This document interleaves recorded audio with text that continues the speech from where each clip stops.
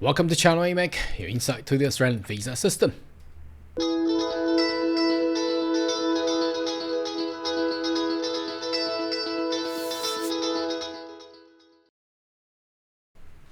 Good day everyone, my name is Carl Young, your online YouTube visa consultant. Are you interested in migrating to Australia? Why don't you consider to subscribe to my channel and turn on the bell on the side so once more all the updates and news, you'll be the first one getting all the insight.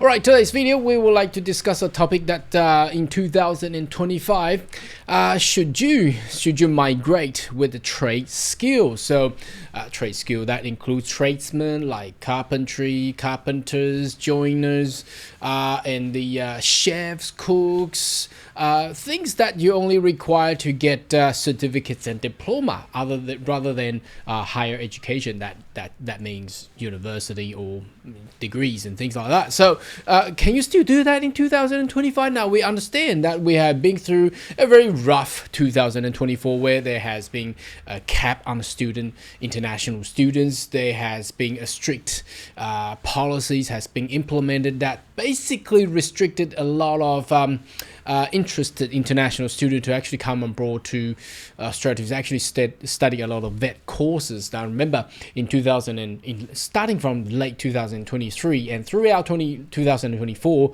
I've advised not to touch any vet courses because high rejection rate has just been seen. So many visa application has been rejected. They haven't even landed or arrived in Australia. They have paid the tuition, they pay for the visa costs and services, and end up with nothing. Okay, so there has been a lot of these been happening and major drops of student visa applications for the vet courses in 2024.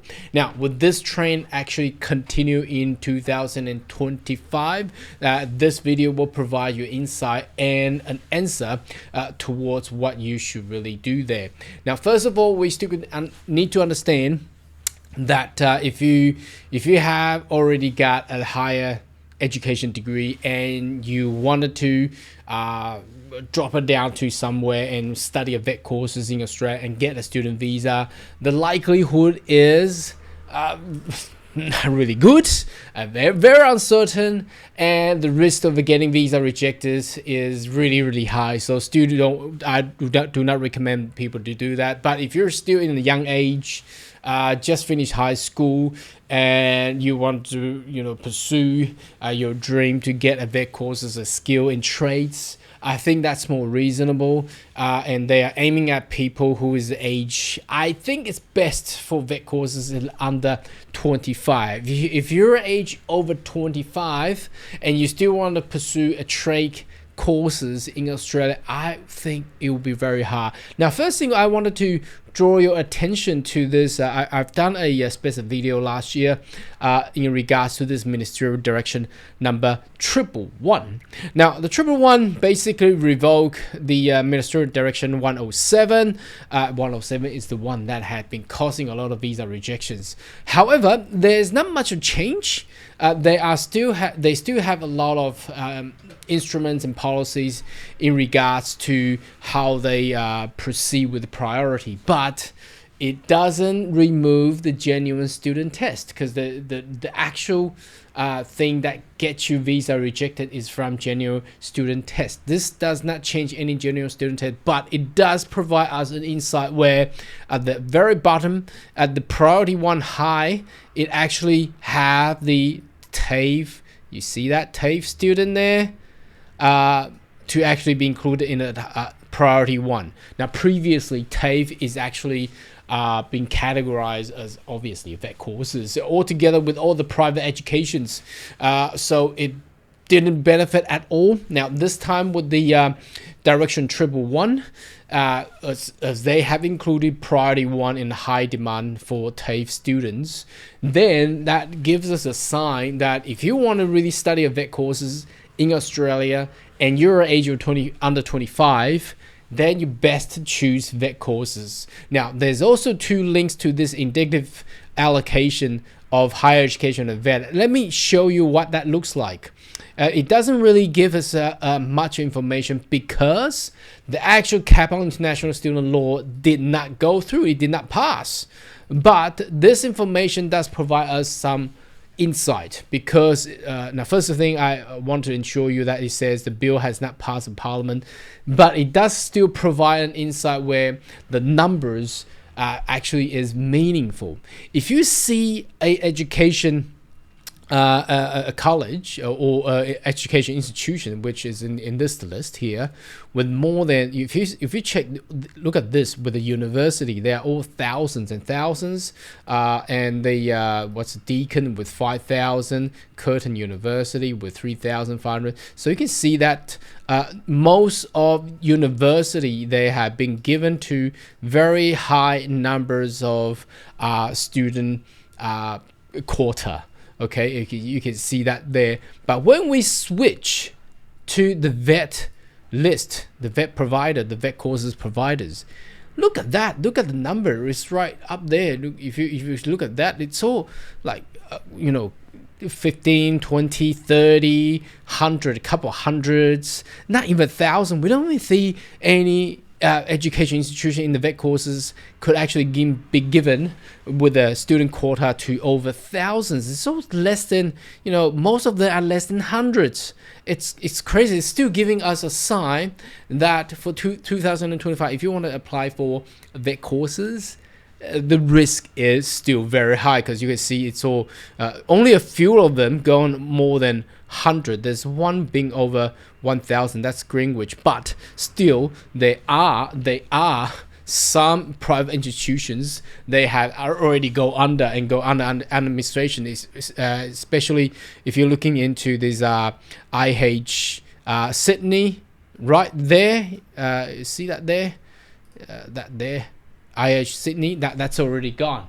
That's already gone, busted. But they have given 941, so that doesn't really work at all anyway. So you cannot really rely on any of the list. That doesn't mean this school in the list will actually get your visa. All right, that doesn't mean that, but the numbers tells us the information because they are only given very limited. Look at this, 20. How would an institution survive their business with only 20 international students for 2025? That just won't work. They're gonna go bust if they solely rely on that one. But if we go to the TAFE, the very bottom, because they start with T, they are actually giving out more quota. If you see here, TAFE Queensland with 1,355, but still it's only 1,000. If we compare to the University Swinburne, 4,500 there, so that's a lot more compared. You see right up there, a lot more compared to what they're given to the vet courses there. So again, if we the answers to should you really study vet courses or get trade courses, then in 2025, yes, you can, because TAFE I think will be the solely option and choice, but they are only very limited placements. As you can see, there's not many that you can pick, and obviously you don't want to pick other private institution where they're only given 50 or 20 placement. You're just not gonna make it.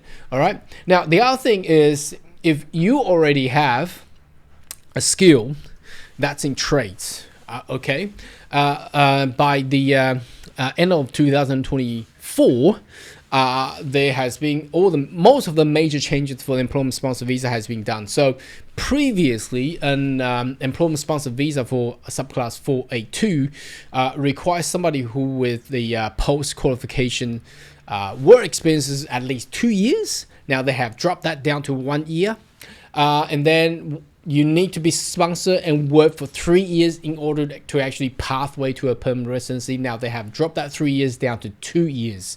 So now employer sponsored visa is becoming more attractive than the independent skill migration, because skill migration now, although there's point test system is still there, but you don't know when you're gonna get invited. And after pandemic, the timing and the frequency of getting invitations, no one can actually predict. not until the new point test system has been introduced. I believe that will be in this year, 2025. So for the employment sponsor visa, now you don't really need to seek to actually get those skills or talents or trade skills to be obtained in Australia, because you can have those skills obtained overseas. Now, let me teach you one thing that you might want to be, you probably will be interested about this, but if your skill is being obtained, or your knowledge has been obtained overseas, you can still go through it, but some of those traits, skills, and talents and all knowledges is required to go through skill assessment, and that's being picked by specific country. So I will just click on it into this link here, and that will get us to this page where it tells us all the trade skills that requires to go through skill assessment. So that doesn't mean you won't get it, you can still get it, but you just need to go through a skill assessment. So most of the country are from, here we go, the list is here: Brazil, Fiji, Hong Kong, India, Macau, Papua New Guinea, Philippines, South Africa, Thailand, Vietnam, and Zimbabwe. Now, that's it. That's it. So what does that mean? Only these countries with, for example, if they're a chef coming from Zimbabwe, okay, then you will require to go through skill assessment. Now, if you're from Fiji, for example, but you study a cookery course in Australia, do you still need to go through skill assessment? No, you don't need to. But if you study cookery courses, or you gain your skills as a chef in Fiji, but you never come to Australia, then you're required to go through skill assessment.